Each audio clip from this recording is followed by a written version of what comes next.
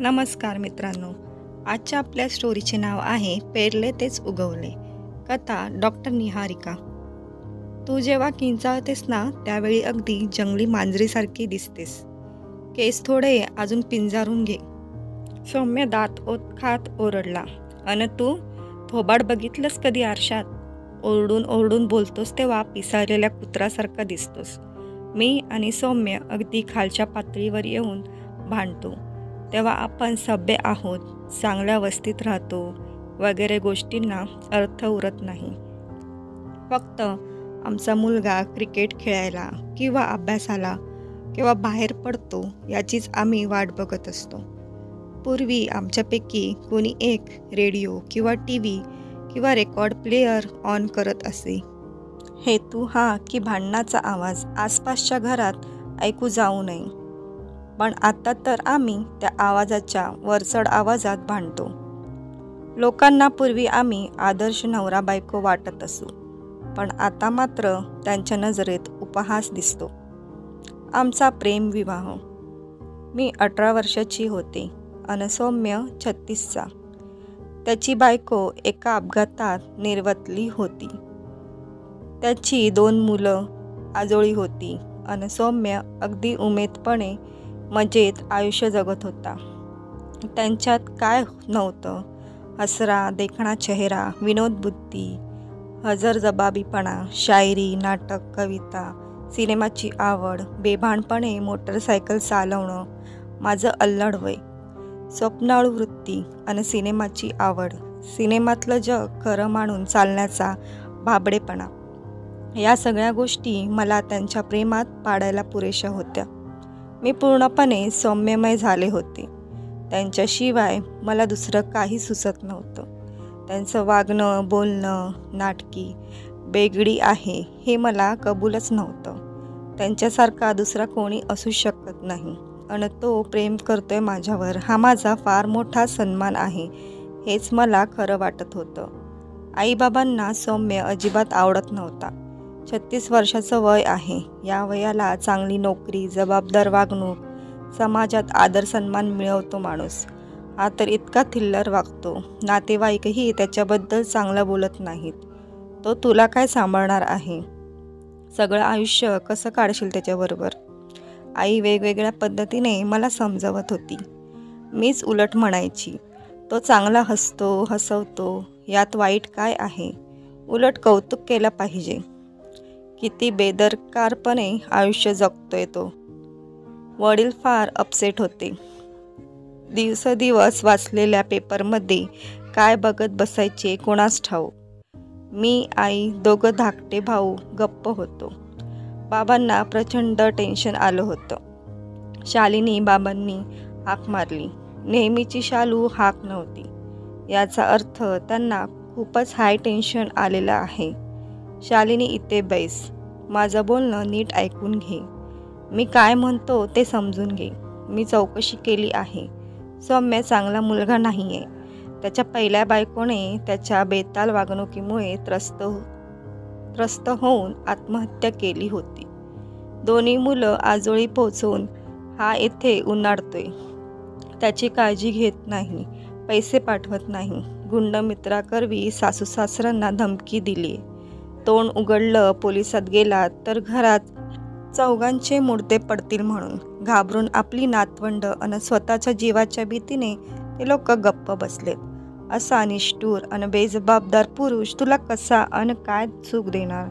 कमवत नाही, मुजोर आहे. पुन्हा तुझ्या अन त्याच्या वयात अंतर किती जास्त आहे. जोडीदार इतका मोठा नसावा. शांतपणे विचार कर. प्रेम करणं चांगलं, पण ते डोळसपणे करावं. आंधळं प्रेम काय कामाचं? तुला चांगल्या शाळेत घातलं, चांगले संस्कार दिले आणि तू अशी विवेक सोडून का वागते आहेस? नीट विचार कर. एकदा नाही 10दा विचार कर आणि मग निर्णय घे. खरं तर बाबा अत्यंत धीराचे, ठामपणे बोलणारे, दृढपणे वागणारे, पण मला समजवताना भावनविवश झाले होते. त्यांची हतबलता बघून मी अधिकच उद्धट अन उद्दाम झाले होते. मी क्षणाचाही विचार न करता ओरडून बोलले, माझा निर्णय झालाय बाबा. एकदा 10दा 100दा विचार केला तरी मी लग्न सौम्यबरोबर करणार आहे. तुम्ही होकार दिलात तरीही आणि नाकार दिला तरीही. मी खरं तर मर्यादेच्या बाहेर गेले होते, पण विवेकच नव्हता तर काय करणार. ठीक आहे, तर मग माझाही निर्णय ऐकून घे. आजपासून तुझा आणि आमचाही काही संबंध नाही. मी, आई, दोघं भाऊ, तुझे कुणीही नाही. मी मरेन तेव्हा संपत्तीतला तुझा वाटा घ्यायला फक्त ये. Now get lost. बाबा नेहमीसारखेच खंबीर झाले होते. मी तरी कुठे घाबरले होते. मीही म्हटलं, ठीक आहे, तुमची संपत्ती नकोय मला. मी कधीही इकडे फिरकणार नाही. बाय. धाडकन दरवाजा आपटून मी घराबाहेर पडले. त्याच रात्री एका देवळात आम्ही लग्न केलं. सौम्याचे 4 मित्र फक्त होते. माझं नाव सौम्याने शालिनीऐवजी सौम्या केलं. मिसेस सौम्या सांगताना मला स्वतःचाच अभिमान वाटत होता. लग्नानंतरचे काही दिवस खूपच छान होते. अगदी सिनेमात दाखवतात तसे, किंवा कथा कादंबरीत वर्णन असतं तसे. प्रेमाचे, सुखाचे. लवकरच बाळाच्या येण्याची चाहूल लागली. माझ्यासाठी ती एक अद्भुत घटना होती. आई होण्याच्या कल्पनेनेच मी मोहरले.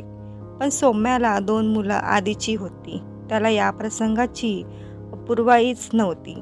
अजिबात उत्साह नव्हता. मीही या गोष्टीकडे समजुतीनेच बघत होते. मुळात मी समजूतदारच होते. पुरुषांचं, त्यातून 2 मुलं असलेल्या बापाचं मानसशास्त्र वेगळं, माझ्यासारख्या अल्लड तरुणीचं मानसशास्त्र वेगळं. त्यामुळे मी आई होण्याच्या माझ्या आनंदात कुठेही कमतरता केली नाही. पूर्ण उत्साहाने मी माझं गरोदरपण एन्जॉय केलं. दिवस भरल्यावर बाळ जन्माला आलं. कळा सोसताना ब्रह्मांड आठवलं. आईशी संबंध तुटला होता, पण त्या क्षणी सौम्याने आपल्याजवळ असावं असं फार वाटत होतं. माझी काळजी न करता तो इस्पितळातल्या लेडी स्टाफशी हास्यविनोद करण्यात गुंतला होता. त्याच्या व दिलखुलास वागण्यावरच तर मी भाळले होते. तक्रार कोणाजवळ अन काय करणार. आईपणाच्या जबाबदारीत मी पूर्णपणे गुरफटले होते. अन सौम्य मात्र मोलकरीण. मला अन बाळाला तेलपाणी करणारी बाई, मला भेटायला येणाऱ्या शेजारणी किंवा माझ्या मैत्रिणींना हास्यविनोदात चिंब भिजण्यात गर्क होता. त्याचा हा जिव्हाळा माझ्या बाळापर्यंत मात्र पोचतच नव्हता. माझं बाळ म्हणायचं एवढ्यासाठी की सौम्याने आधीच सांगितलं होतं, हे बाळ फक्त तुझं अन तुझंच आहे. माझी आधीची 2 मुलं आहेत. बिचारी आजोळीच आयुष्य काढतायत. सौम्याचं हे सरड्याप्रमाणे रंग बदलणं बघून मी चकित झाले. आमच्या प्रेमात असण्याच्या दिवसात त्याने चुकूनही कधी बायको मुलांचा उल्लेख केला नव्हता. आत्ताच त्याला त्या बिचाऱ्या आई वेगळ्या पोरांची आठवण येत होती. इथूनच माझ्या प्रेमाच्या आरशाला तडा गेला होता. दिवसेदिवस नवनवे तडे वाढतच होते. ज्या दिवशी मी त्याला त्याच्या मित्राशी बोलताना ऐकलं, ही मूर्ख बाई आपल्या बापाची सगळी इस्टेट सोडून रिकाम्या हाताने माझ्या पैशांवर मजा मारायला आली आहे, त्या दिवशी प्रेमाच्या दर्पणाचा चक्काचूर झाला. सौम्य सांगत होता, हीच रूप अन तारुण्य याचा मोह पडला मला, अन मी लग्न करण्याचा मूर्खपणा करून बसलो. एरवी अशा अनेक पोरींना फिरून वापरून सोडून दिले मी. त्यानंतर आमच्यात फक्त भांडणं अन भांडणंच होती. घर सोडलं नाही मी, पण माझ्यासाठी आणि माझ्या बाळासाठी एक साधीशी नोकरी करून आमच्या पुरता कमवत होते. लग्नाला 8 वर्ष झाली होती. गर्भाशयाला कॅन्सरचा धोका असल्याचं निदान झालं अन ऑपरेशन करण्याचा निर्णय घेतला गेला. गर्भाशय काढण्याचा मेजर ऑपरेशन. जवळ कोणीही नाही जो आधार देईल, धीर देईल. माझा 7 वर्षाचा मुलगा माझा हात घट्ट धरून बसला आहे. माझे आणि त्याचेही हात घामेजले आहेत. त्याच्या गोड कोवळ्या चेहऱ्यावर भीती दाटून आली आहे. आईला काय झालंय त्याला कळत नाहीये. वडील कधीच त्याचे नव्हते. माझ्या मनात येते, माझं बरं वाईट झालं तर माझ्या बाळाला कोण बघणार. सौम्याच्या आधीच्या बायकोला निदान माहेर होतं. ती मुलं आपल्या आजोळी आहेत. माझ्या बाळाला तर तेही नाही. कुठे जाईल तो, काय करेल? नर्स, वॉर्ड बॉय सगळ्यांची धावपळ सुरू आहे. ऑपरेशनच्या आधीची ही सगळी लगबग बघून मीही खूप घाबरले आहे. सौम्याने यावेळी येऊन धीर द्यावा असं फार वाटतंय, पण तो बाहेर नर्सबरोबर थट्टा विनोद करतोय. त्याचा आवाज इथपर्यंत येतोय. मॅडम, मला हे सगळं बघवत नाही. मी तर ऑपरेशनच्या नावानेच घाबरतो. पण तुम्ही सगळ्या हुशार अन देखण्या पऱ्या इथे आहात म्हणून बरे, नाहीतर या नरकात माझा जीवच गेला असता. मी खोलीच्या दाराकडे बघत होते. स्ट्रेचर घेऊन नर्स व वॉर्ड बॉय आले, पण सौम्य नाही. बाळ्याने माझा हात सोडला आणि मला मिठी मारली. तो गदगदून रडू लागला. बाळा, रडू नकोस. तू तर शूरवीर आहेस, शूर शिपाई आहेस. मला काही झालं नाहीये. बघ, मी पटकन बरी होऊन येते. मी त्याला थोपटत धीर दिला. चला चला, घाई करा मॅडम, उशीर होतोय. डॉक्टर आम्हाला ओरडतील, सिस्टर म्हणाली. मी स्ट्रेचरवर आडवी झाली. चला, मी म्हटलं. का हो, माझे मिस्टर कुठे आहेत? माझ्या प्रश्नाला उत्तर वॉर्डबॉयने दिलं. ते आम्हाला सगळ्या स्टाफसाठी मिठाई घ्यायला गेलेत. म्हणत होते आज त्यांचा मुक्तिदिवस आहे. यातील एवढ्यात स्ट्रेचरवर ढकलत त्यांनी ऑपरेशन थिएटरमध्ये आणलं. तिथे आले आणि माझं अवसानच संपलं. एका अनामिक भीतीने मनात ठाण मांडलं. भीतीची शिरशिरी थेट मनात शिरली.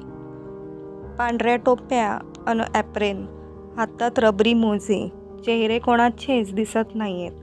ते डोळे फक्त बघतायत माझ्याकडे. काय बघतात? माझी असहाय्यता, माझा मूर्खपणा, माझा आजार. ते माझा आजार दूर करतील की माझं अस्तित्व मिटवून टाकतील? मला एकाएकी आई, बाबा, दोघा भावांची फार फार आठवण आली. तेवढ्यात मला अंदुकसा चेहरा दिसला, सौम्यचा. एका नर्सच्या खांद्यावर हात ठेवलेला होता. त्याचा आवाज मात्र माझ्या कानात शिरला. अरे, युट्रस काढायचंय. युट्रस नाही म्हटल्यावर बाईचं बाईपणच संपलं ना. बायको काय कामाची मग? म्हणजे मी फक्त मुक्त झालो, स्वतंत्र झालो. तसा मी बंधमुक्त. मला बंधन आवडत नाही. मी आज या झाडावर तर उद्या दुसऱ्या झाडावर. मी स्वतंत्र, मी मुक्त. हा हा हा. आई, बाबा, मला क्षमा करा. तुम्ही मला शिकवलात, संस्कार दिलेत, पण मीच कमी पडले. मी भाबडीचं रोप लावलं, त्याला फळं कशी येणार? मी जे पेरलं तेच उगवलं. मला क्षमा करा. दुरून कुठून तरी अस्पष्ट ऐकलं मी. डॉक्टर, डॉक्टर, बघा, पेशंट बेशुद्ध होते. अजून क्लोरोफॉर्म दिलाच नाही. BP लो, खूप लो झालाय. Doctor, hurry up. अन पलीकडे अंधार, दाट अंधार पसरला. तर मित्रांनो, स्टोरी आवडल्यास व्हिडिओला लाईक करा आणि चॅनलला सबस्क्राईब करायला विसरू नका.